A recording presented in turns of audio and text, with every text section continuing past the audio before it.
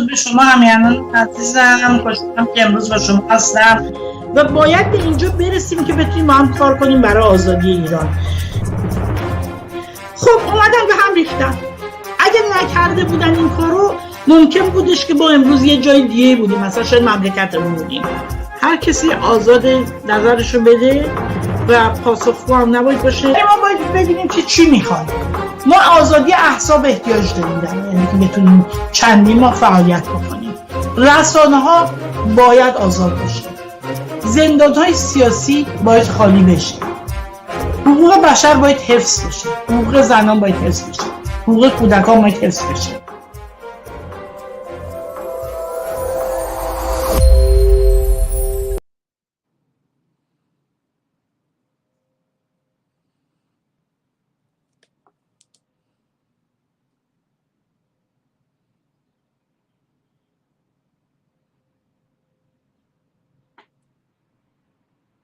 خب با درودی دیگر به شما دوستان و هم‌میهنان عزیزم هر کجای دنیا که هستید، روزهای عجیب غریبی رو میگذرونیم. همچون که قول داده بودم آقای تیمرمن رو دعوت کردم دوباره. همه میدونم مشتاقانه منتظر این مصاحبه بودید و خوشحالم که آقای تیمرمن در بین سفر، چون امروز هم سفر داره، گرفتمش 1 ساعت با ما هستش. وقت رو تلف نمی‌کنم. این مصاحبه رو به انگلیسی میدیم. بعد از برنامه که تموم بشه من آقای فارسانی سعی میکنیم اینو ترجمه کنیم، بعدم زیرنویس میذاریم. Thank you so much, Ken. I know you have a very busy schedule. Thanks for giving me this hour before running to the airport. I was just explaining we're going to do it completely in English. Then after the show, when you're gone, we're going to translate and we're going to put subtitles so that it will go up in subtitles sometimes later today. Interesting times we're living in. You and I have been going through this for many years. College campuses in the United States, I never thought when I was going to school at the University of Texas that something like this would ever take place in the United States.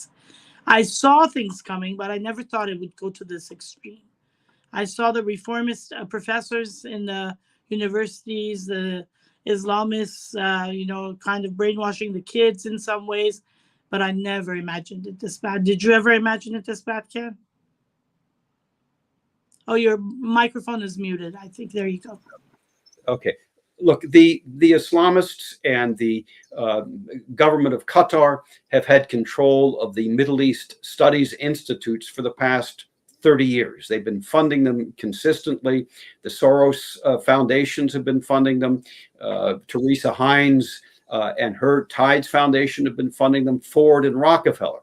So all of these left-wing groups, plus the government of Qatar, have been funding the Middle East Studies Institutes for 30 years. And they've been spewing out anti-Semitic filth for those 30 years. They've been teaching students anti-Semitic filth for 30 years. But this is the first time that they have felt enabled by the White House, in other words, by the United States government, to protest in this particular fashion, in a violent fashion, in a blatantly, openly anti-Semitic fashion. They have tried to disguise their anti-Semitism, their Jew hatred in the past. Now it is all out in the open for everybody to see. And frankly, it's time for the FBI to look into the organizers of these protests for RICO. That's a racketeering investigation. So you think the FBI was not aware of all this? I know that I've had conversations with certain individuals, not high officials, but I mean, you've given advice. We've given advice as the Iranian opposition. You think they weren't aware of all that? They know that NIAC, the Iranian lobby, is working with Soros closely, making policies in the White House. They've placed all their key players in the right places. You think the FBI didn't know and couldn't do anything before it got to this point? Roxanne, it depends what you mean by the FBI. If Right. you mean the local field offices, I know for a fact that the local field offices are regularly in contact with Iranian Americans, with Iran experts, people who have contacts inside Iran. In fact, I'm going to reveal in my new book called The Iran House, my own Can't wait contact. for that. Yeah, my own contacts with the FBI to enhance U.S. security. I have never been involved with the FBI in a domestic investigation. These are, for me, they've all been international investigations having counterterrorism implications. So the FBI at the local level, and even during the Trump administration up to the federal level, was well aware of the threat from Islamists. Now, the FBI today is what? The FBI reports to the Department of Justice. Who is the Attorney General? Merrick Garland. And who is Merrick Garland? Merrick Garland is a radical left-wing ideologue who we can see quite openly has used the criminal justice system in the United States for the first time in history to go after the political opponents of the sitting president of the United States. This has never happened before. Never. And a former president. Well, and a former president and his current opponent in the upcoming presidential elections. This has never happened before. We've never seen the kind of prosecutions that we've seen after January 6th, where people have been held in jail for 2 years before ever going to court. And when they go to court, they're charged with misdemeanor trespassing. Misdemeanor trespassing. This is the kind of thing that, would be a $50 fine, and then you're gone. There's no jail time for that. 2 years, now it's 3 years, over 3 years in jail for misdemeanor trespassing. So we are living in the United States in unprecedented times where our institutions have been perverted, have been subverted, have been undermined by the Biden White House and the Biden administration, the Justice Department. So when you talk about the FBI is now beholden to the Justice Department, to Merrick Garland, and has become totally politicized. It's a shame. So how do you see it panning out? I mean, it started with little demonstrations. Then all of a sudden we have these encampments. Then we have them. Also, John, if you play some of the footage while we're talking, but no sound with the universities fighting. Then we have them destroying university property, which is private property. And where's this leading to? And now they're burning the United States flag as we see. And this is happening in mosques here in Los Angeles. I've reported this. And this is a few years back that I've reported this. Right.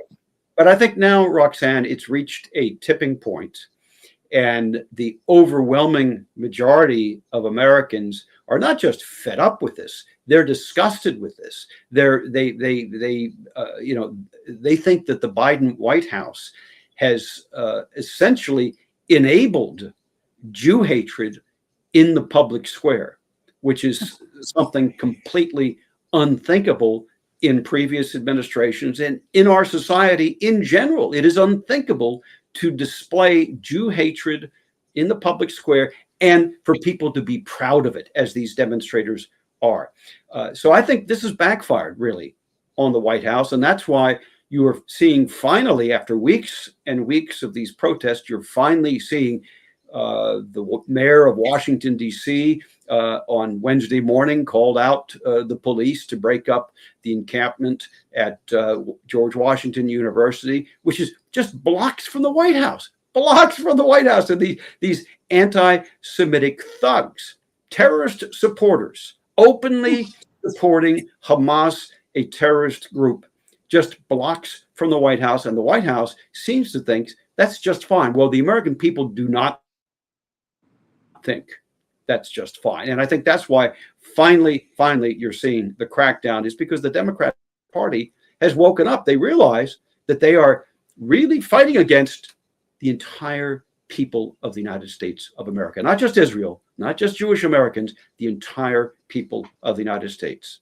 I mean, like in cities like New York, like Boston, you never would have imagined with a large number of Jewish people living there, Jewish communities, very active. You would never imagine something like this happening there. Los Angeles, you would never imagine something like this. Merci, Azojan. It's very shameful that we've waited this long.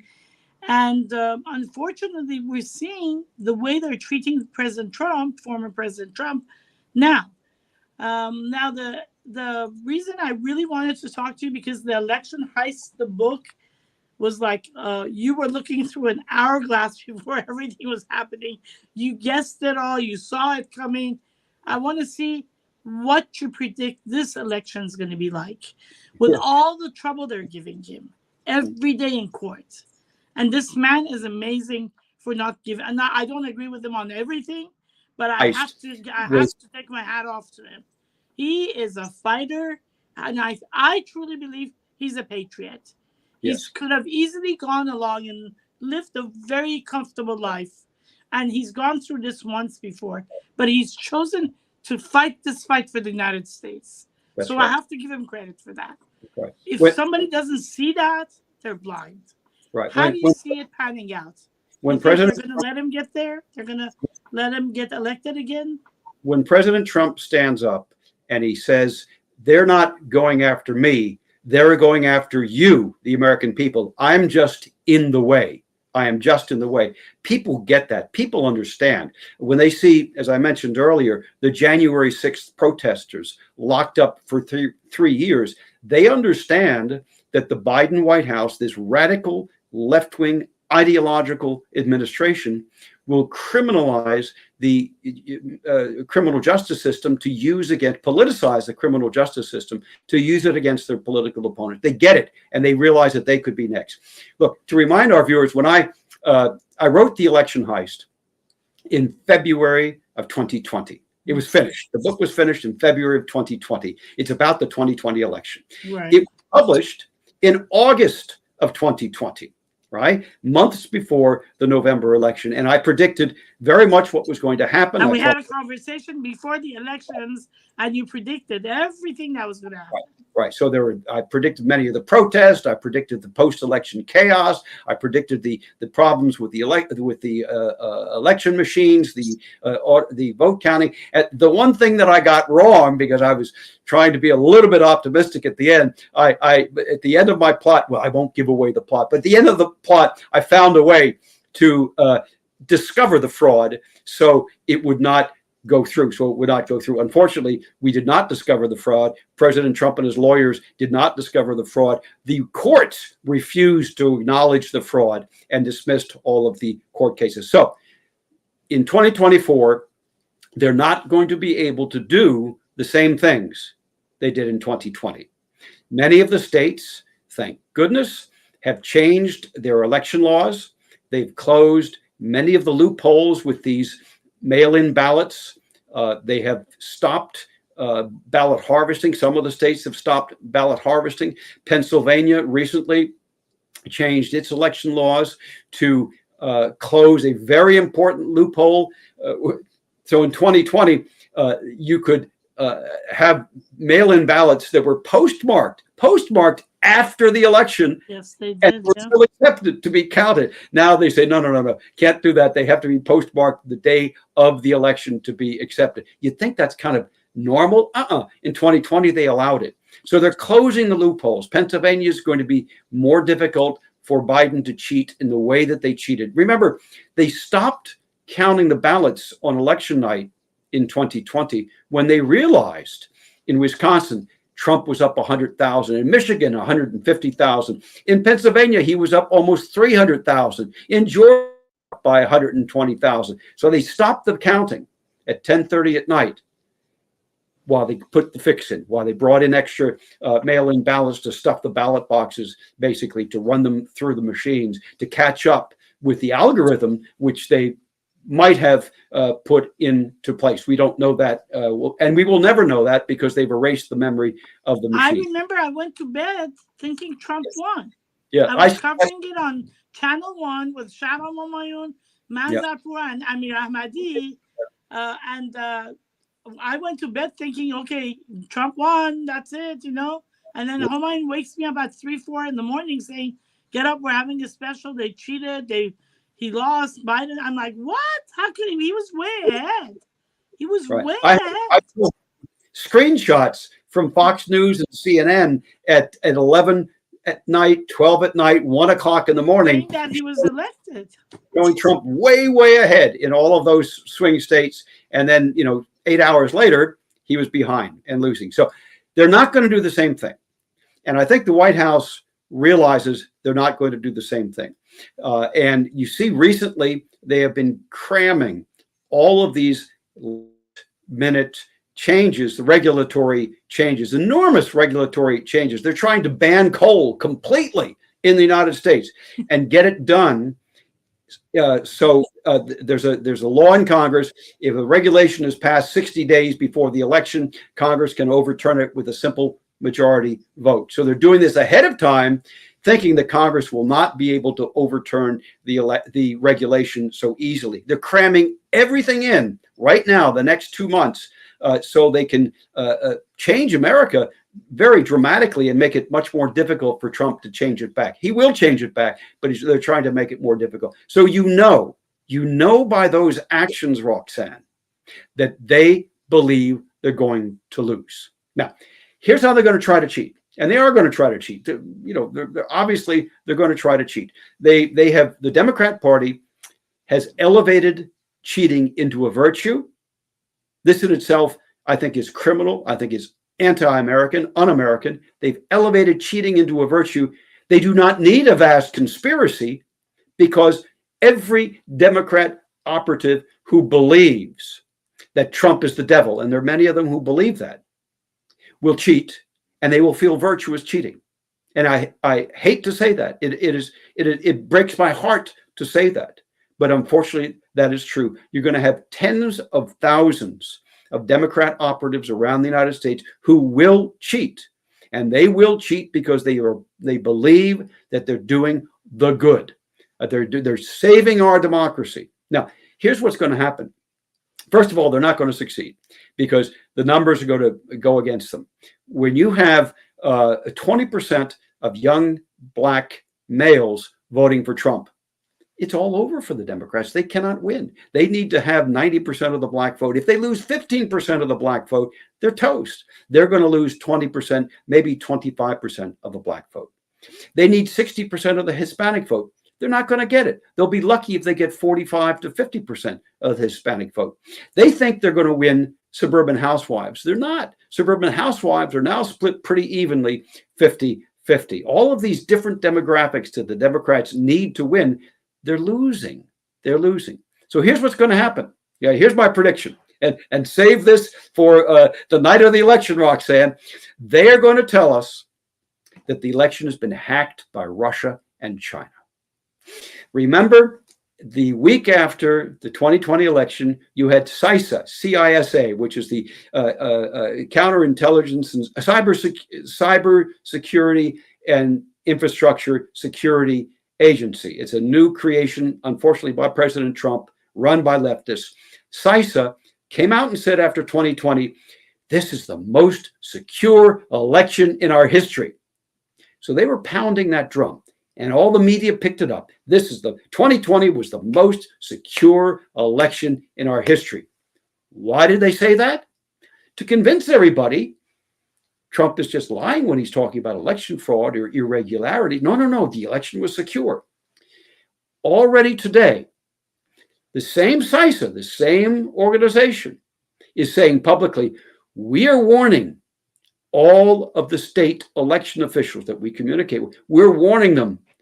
We're picking up already attempts by Russia, and China to hack the election. And that's what they're going to say. They're going to say Russia and China hacked the elections. They hacked the databases. They hacked, maybe the vote count. Who knows what they're going to say exactly, but they're going to say Russia and China attempted to hack the elections. And then, and here's the kicker, Roxanne, here's what happens after that. Then they're going to get the Democrat legislators in the states, swing states, Michigan, Pennsylvania, Wisconsin, Georgia. They're going to get those Democrat legislatures to refuse to accept the Republican electors to the Electoral College. So let's say Trump wins Georgia. The Democrats in the Georgia state legislature are going to try to block that, not just by voting for the Democrat electors. There are always two slates of electors. People forget that. You know, that they're saying that Trump committed a conspiracy to create, quote, false slates of electors. That's not true. There are always a Democrat slate of electors and a Republican slate of electors. I had many friends when I used to live in Maryland who ran for the Electoral College. So when Republicans would win 40% of the vote in Maryland, you know, they said, okay, well, I got 40% of the vote as an elector. But their slate did not go to Washington because it's majority rule. So the Democrat slate would be elected and the Republican electors would just go home. They were not elected. So there are always two slates.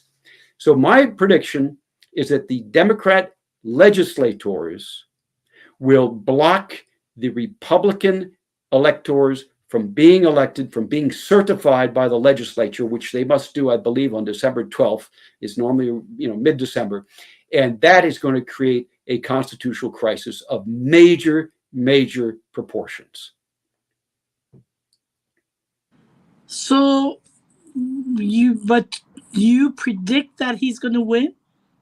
Yeah, yes, I predict Trump is going to win. And as of now, I think he is going to win by a large enough margin, by a big enough margin that will overwhelm the Democrat attempts to commit election fraud in the traditional ways. So the ballot stuffing, the tricky vote counting, the out-of-state voters, the voters who vote in two states. You know, I live in Florida, so you have people who vote in Maryland, and then they also vote in Florida. Florida's cracking down on that. So they're going to have a hard time to do that. But there are other states where that happens as well. I know people who live in Indiana, Democrats who live in Indiana and have a second house in Colorado, and they openly boast. They boast of how they vote in both states in federal elections. It's crazy. You know, and they boast of this to me, and they know that I'm a Republican and I'm a Trump supporter. So all of these tricks that the Democrats played will not be enough. Trump will have that 3 to 4% margin to overcome the ordinary level fraud. So, question for you.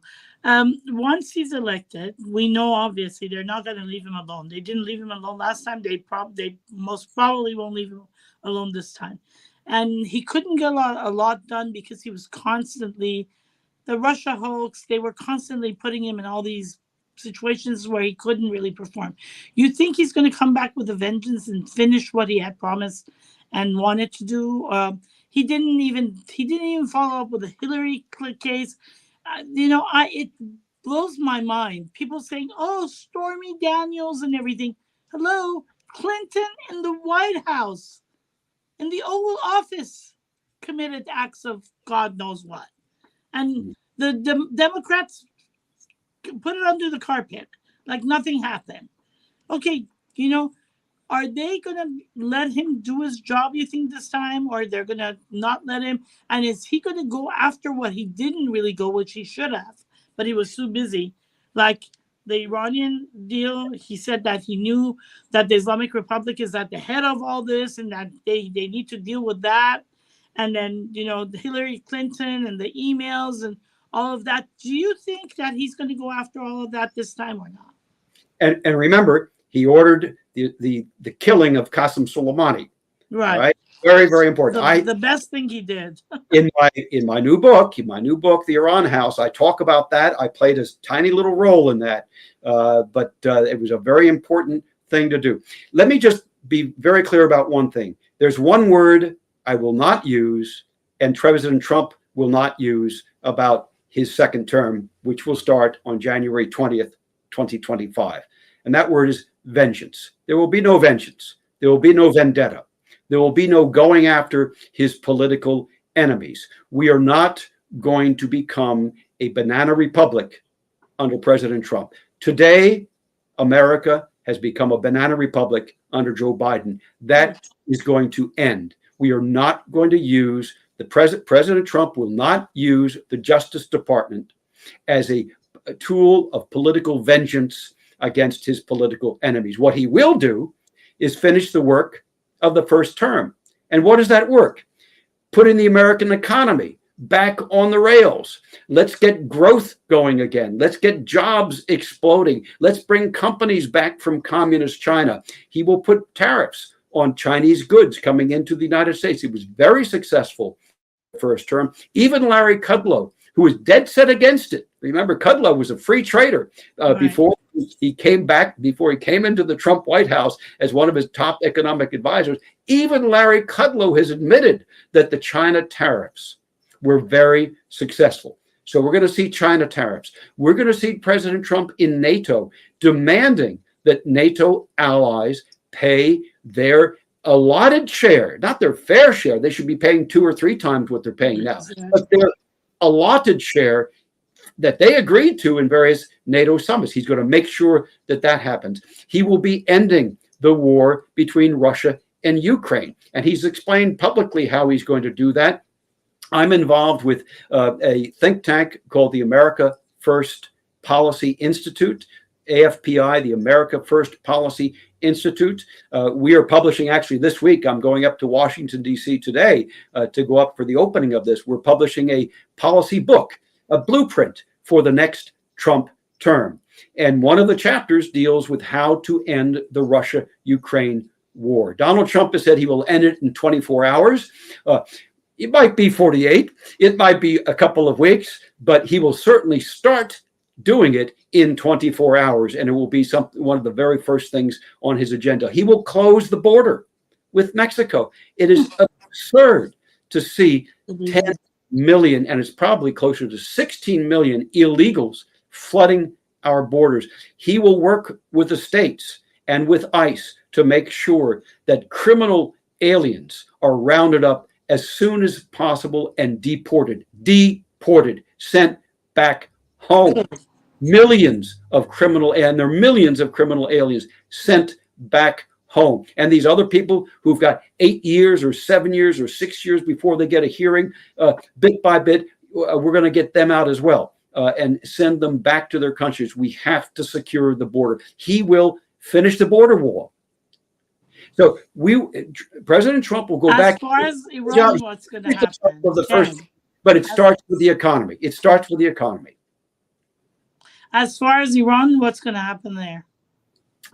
Iran, look, President Trump understands that the Iranian regime is the source of all of the violence and instability throughout the Middle East. It's clear. It's obvious. It's clear that they were behind the October 7th attack on Israel through Hamas. It's clear that they are behind Hezbollah and Hezbollah's ongoing attacks against Israel. They're behind the Houthis. They're behind these militias in Iraq. They're destabilizing Iraq. It's crystal clear. So I believe we will be going back to a policy of maximum pressure on the Iranian regime.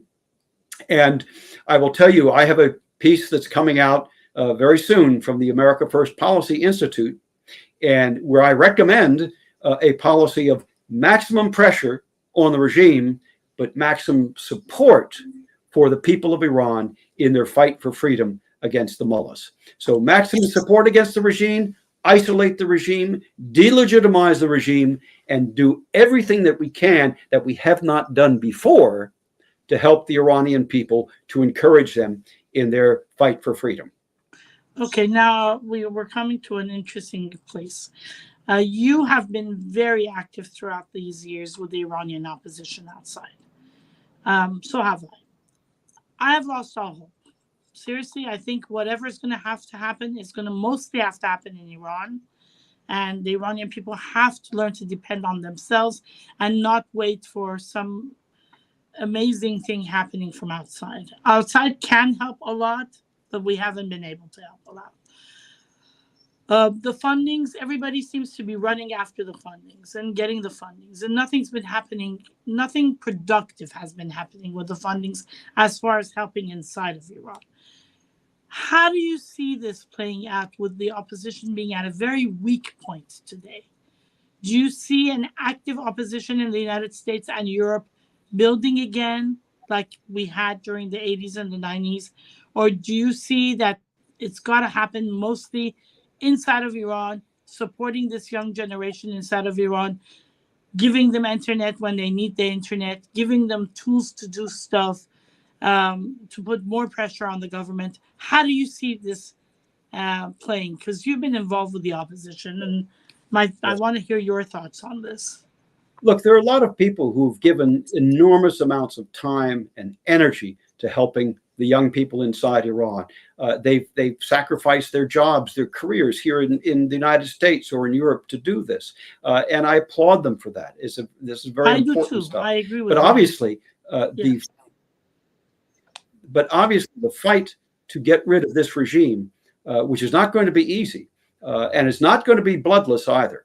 People have to understand that. I'm not promoting a violent revolution, but I'm just telling you, when you have a regime that has a monopoly on the guns, which they do, you have to understand that they will use them. I mean, look, in the protests since Masih, the hijab, the anti-hijab protests, you've got 1,500 people who've been killed by the regime. All right, 1,500 people. So there's going to be bloodshed inside. The regime is not going to go quietly. However, the United States government has never in the past openly supported the people of Iran through nonviolent means. I'm not talking about troops or anything else or weapons, but through nonviolent means. We have never openly supported them. We have never delegitimized the regime in international fora with the Europeans, the EU, at the United Nations. We've never done these things before. There are a whole slew of diplomatic, economic, and political tools that the United States government can use, and I believe it should use. And I can tell you, I will be advocating that wherever I am sitting in 2025. I will be advocating that the United States government under President Trump uses all of those tools to destabilize the regime of the mullahs and of the pastoran, to help the people of Iran, to enable the people of Iran to finally to assert themselves. And I think there's many, many things we could do. Let me tell you one quick anecdote here before you come back in, Roxanne. I know you want to come back in with a question, but in my book, The Iran House, you're going to see I had a conversation with Uri Lubrani at one point. And we were talking, this was after the 2009 protests, the Green Movement. And I had put together a plan for him linking the opposition outside with the opposition inside. I called it the Green Orchestra, and how we would pull all of these different elements together. He said, Ken, what do you think it's going to cost to get rid of this regime? It's going to be billions, isn't it? I said, no, Uri, it's not. Give me $300 million and 2 months, and this regime will be over. $300 million in 2009. Okay, maybe $1 billion today. For the Iranian American billionaires who own Yahoo, who own all of these other high-tech companies, that's a drop in the bucket. That's a drop in the bucket. Just think, if you could convince some of those Iranian American billionaires to help their fellow Iranians instead of helping the regime, this regime would be toast. It would be toast, and very quickly.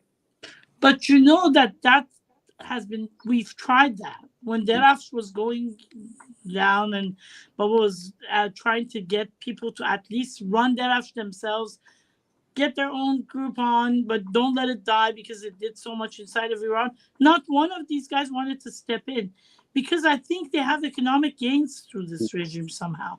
They overturn, the sanctions. They sell their software. I know Cisco did. I know for sure Cisco did.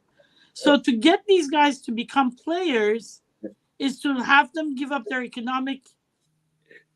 So here's the story. I'm going to tell you a story. So here's a story. This one's in Countdown to Crisis. So you could actually go and read this one now in Countdown to Crisis. Bonnie Sauter, who recently died. Bonnie Sauter told me a story years and years ago in the 80s in Paris. And he said, I can remember we were sitting in Neuf-le-Château with the imam. And this big Bazari comes to us. And I am downstairs, and the Bazari says, I want to present a gift to His Eminence. I said, he was carrying a big suitcase. And I said, so Bonnie Sauter said, so I said to him, what's in the suitcase? He says, $10 million. I said, okay, you can leave it. I go upstairs, talk to Khomeini. Khomeini says, $10 million? Peh, he should have brought that 3 months ago. Tell him to leave it in the vestibule and get the hell out of here. So Bonnie Sauter goes back downstairs and he says, oh, Your Eminence is so very, very happy that you're willing to make this contribution, but he asked you if you would kindly leave the suitcase here and leave, and that would be enough. And the guy left the suitcase with the $10 million cash in the vestibule, and he left. The moral of the story, said Bonnie Sauter, was that when these Bazaris, when the Iranian American billionaires realize that the train has already left the station, then they're going to be scrambling, jogging, running to jump on that last caboose. And they will jump on at the end when they see the regime sinking and when they see this maximum pressure, maximum support campaign actually taking hold and starting to win inside Iran. Then and only then will they come on board. Well, you know, that I hope that the Iranian Americans who voted for Biden and have voted for Democrats, you guys learn your lesson. Our country has gone down. I seriously think Biden's nobody. I think Obama and his team are running him. Obama let us go during the Green Movement. It was very close. Ken, I think that was actually a much more effective period than the last massa, demonstration. The Green Movement had a potential of becoming millions of people from all walks of life. This was mostly our young generation who were left alone, unfortunately, on the streets of Iran. Obama let us down back then. He sent them a plane full of money.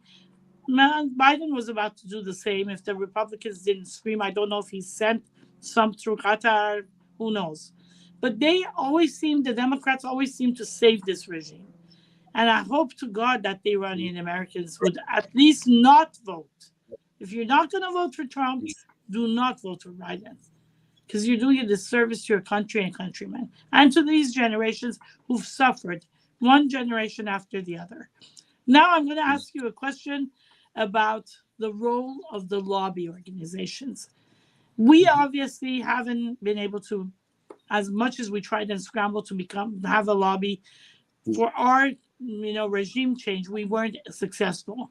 This little piece of brat, Trita Parsi, with the money of the Islamic government, with the support of Zarif and a lot of other people, has been able to set his eyes on the White House, and he did. He put all his key players there in the State Department, in the White House. He's standing next to Soros and the Koch brothers, and he's running the show and the policy on Iran, unfortunately. He's running the Islamic Republic's policy. Right. How can we, the people who are fighting for regime change, have a voice where we can be heard? We've tried. There's small voices that are heard here and there. How can we amplify our voices since we don't have the money that these guys do? Okay.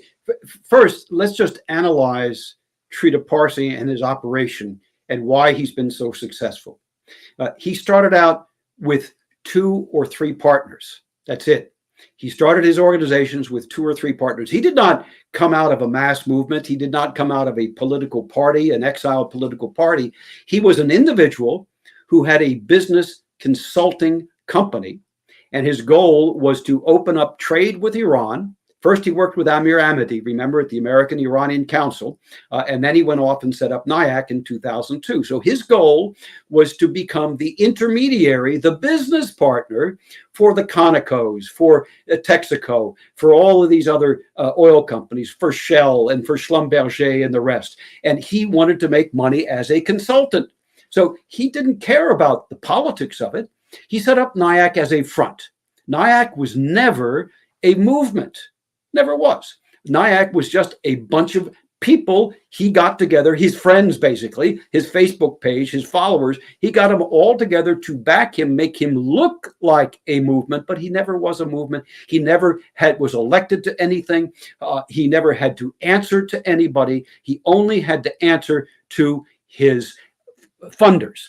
And so he was smart enough that he went to the people he knew were like-minded. So he went to the Plowshares Foundation. They funded him in the beginning. He went to Open Society, to the Soros people. They funded him in the beginning. He's going today to Ford and Rockefeller. They are like-minded. They are funding him. But he was not a mass movement. And it is, I think, it's a mistake to compare him in any way to the opposition political movements in exile. He's not part of that. He's just not part of that at all. He doesn't operate the same way. He is a lone ranger, an opportunist, a singleton, right? But he is not a politician. He's not involved in Iranian politics. He is a shill, a mouthpiece for the Iranian regime. I wrote a piece.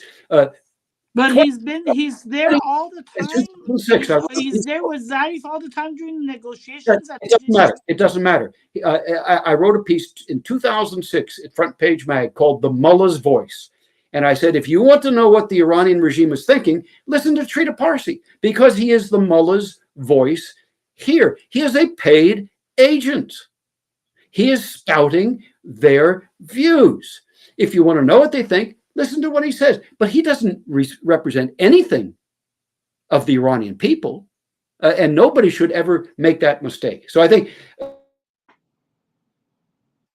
he's just a paid agent. He's not important. He's insignificant.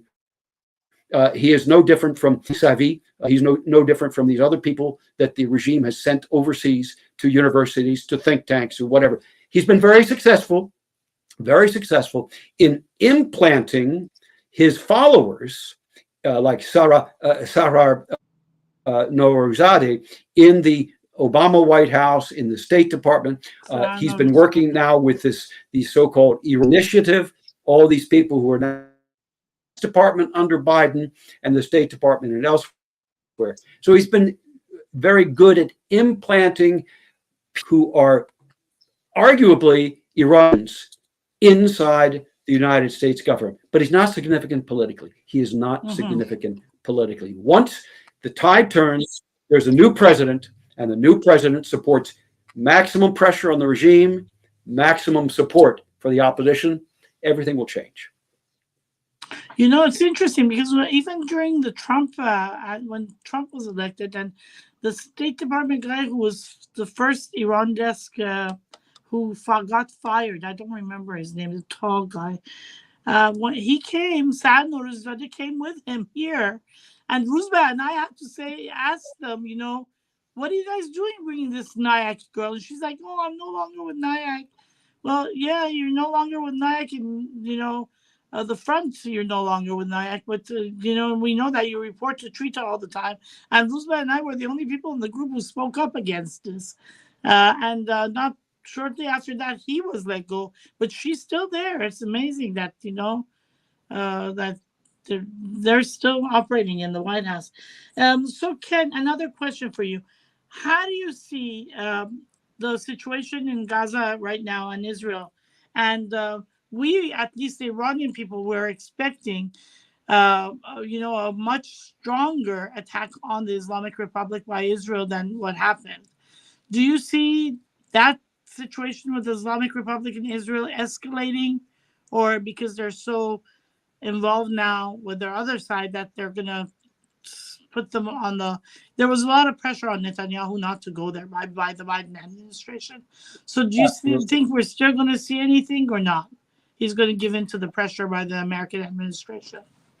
Look, I think right now, Netanyahu and his government, which, by the way, includes some of his political adversaries. Benny Gantz is not on his side, and Benny Gantz is in the war cabinet and is supporting Netanyahu 100% in the move into Rafah. He's supporting him 100% in the negotiations over the hostages. So this is a united Israeli cabinet that we have today. I think what they wanted to do with the Iranian regime after that attack on April 13th, April 14th, the 330 missiles and cruise missiles and drones, they had to reestablish deterrence with the Iranian regime. And they did do that. They reestablished deterrence 5 days later when they took out the S-300 missiles, the Russian-supplied air defense batteries at Natanz that were guarding the Natanz nuclear site. And remember what the regime's reaction to this was: oh, we weren't attacked by Israel. Maybe there were some explosions, but they were, this was something domestic. We don't know. It came from someplace inside Iran. They did not even see them coming. They didn't see the Israelis coming. And that absolutely terrified them. And I think I can suggest to you that they are not going to be launching another attack on Israel unless what happened the last time. See, I didn't think they would do that first attack, but then I did not know one key piece of information. That key piece of information was that Biden gave them the green light. Unless Biden gives them another green light to attack Israel, I don't think they're going to do it again, because the second time, I think the Israelis will go after the nuclear sites, or will go after the Revolutionary Guards, will go after regime infrastructure and regime personalities. So for now, you think that they're going to stay quiet? The Israelis will not attack anymore? For as long as the Iranian regime does not attack them directly from Iran, yes. They have got a lot to do in Gaza. They've got to get their hostages back. They've got to completely demolish Hamas. And remember, now the Biden White House is trying to block that effort as well. And they're double timing. They're tricking the Israelis with this recent hostage agreement, where it now appears that again Biden negotiated directly with Hamas without telling the Israelis. You have the CIA director on Monday who met with Netanyahu in Israel, and he didn't tell him that he had just been negotiating with the Qataris and Hamas on a hostage deal that was nothing like the deal that Israel had agreed with him on. I mean, the U.S. has given up. This administration has forfeited its role as an honest broker between Israel and the Palestinians. And I think Netanyahu and the entire Israeli government understands this now very well.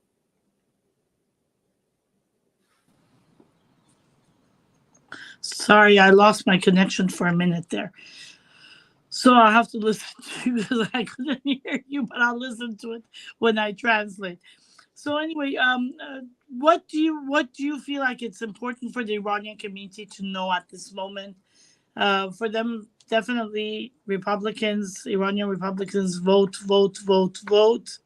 Iranians Democrat, if you could vote for Trump, put your hat aside and this time do it for your country.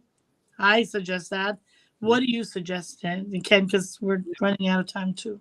It's tremendously important. Look, President Trump needs to come back to office with a solid majority. He needs a majority in the Senate, and he needs a majority in the House. If he has a majority in Congress, the kind of nonsense that we saw with the Russia hoax and with the impeachment hoax, that's not going to happen. He needs to have majorities in both the House and the Senate.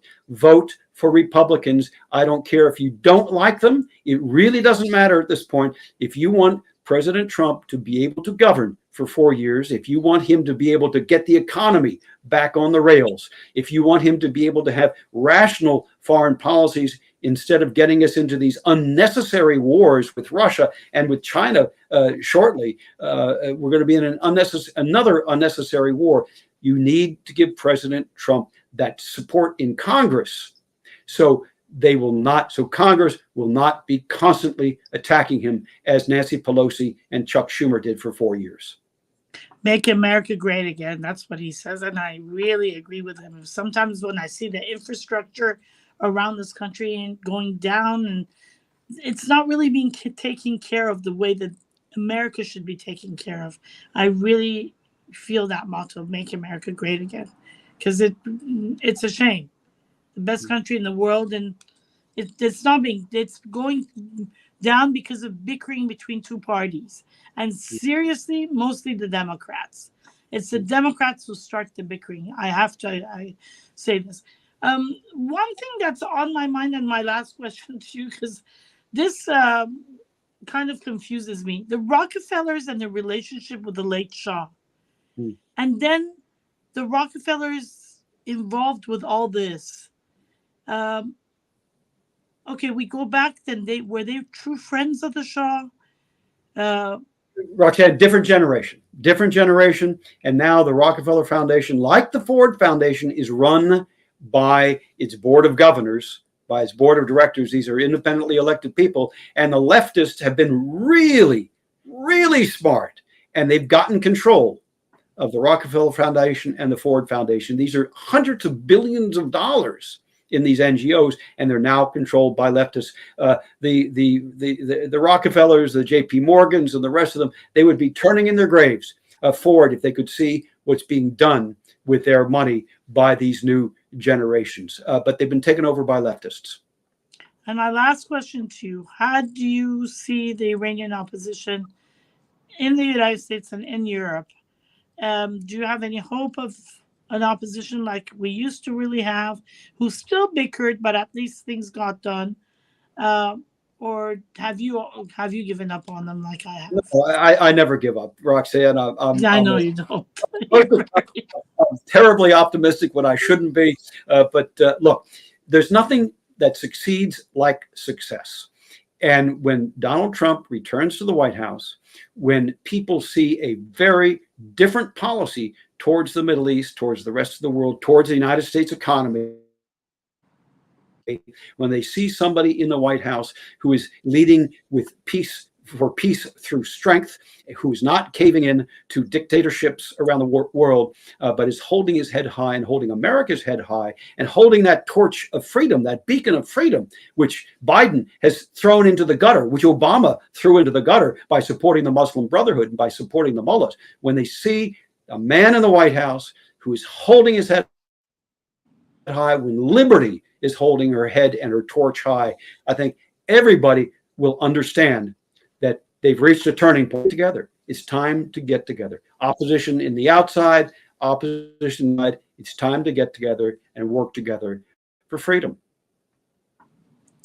Well, I truly appreciate your time. I know you were traveling, and this meant a lot to me to have you at a time like this. I hope things calm down in the universities.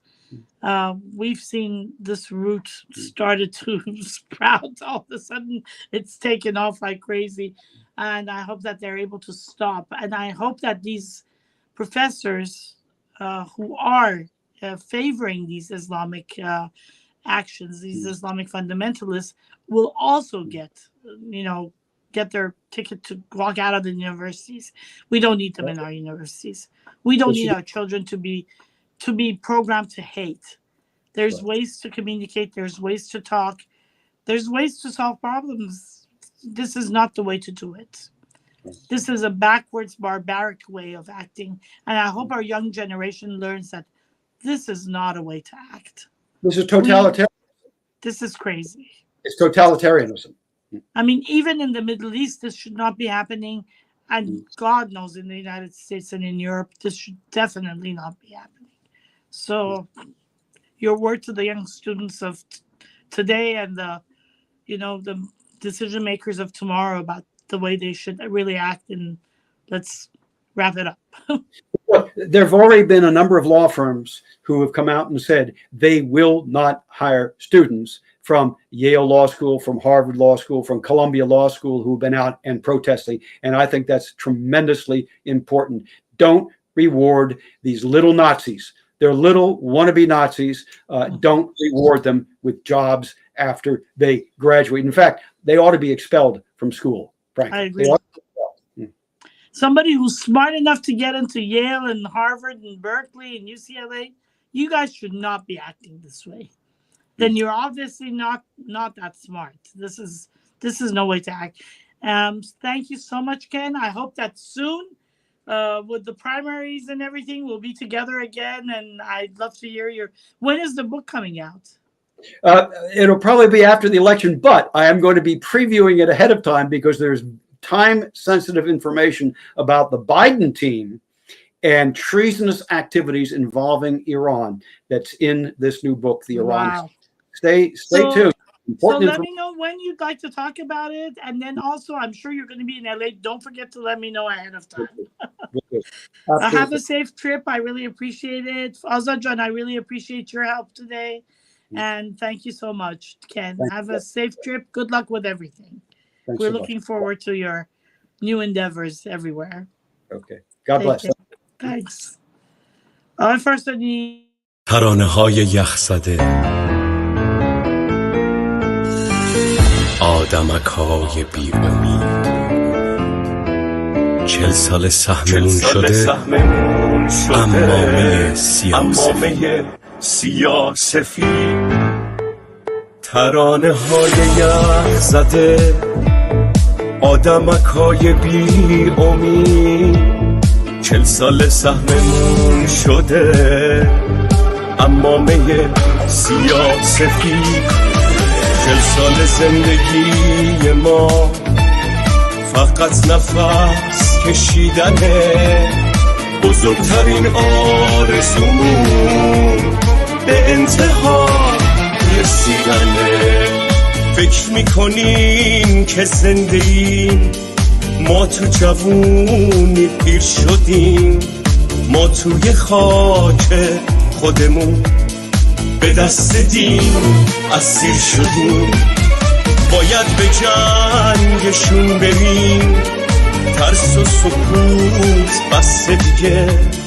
هر کی میگه درست میشه داره به دروغ میگه.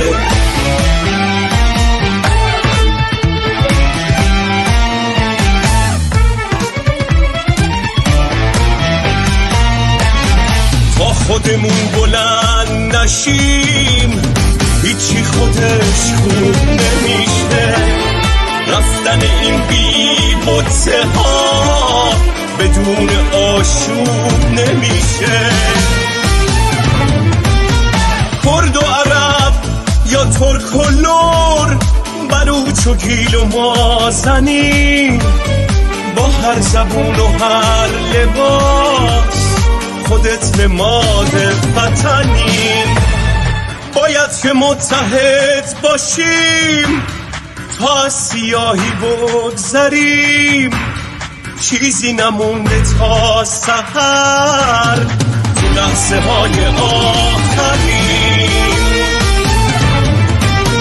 ترانه های یخزده، آدمک‌های بی امید، 40 سال سهممون شده عمامه سیاسفید. 40 سال زندگی ما فقط نفس کشیدنه، بزرگترین آرزومون به انتها رسیدنه، به انتها رسیدنه، به انتها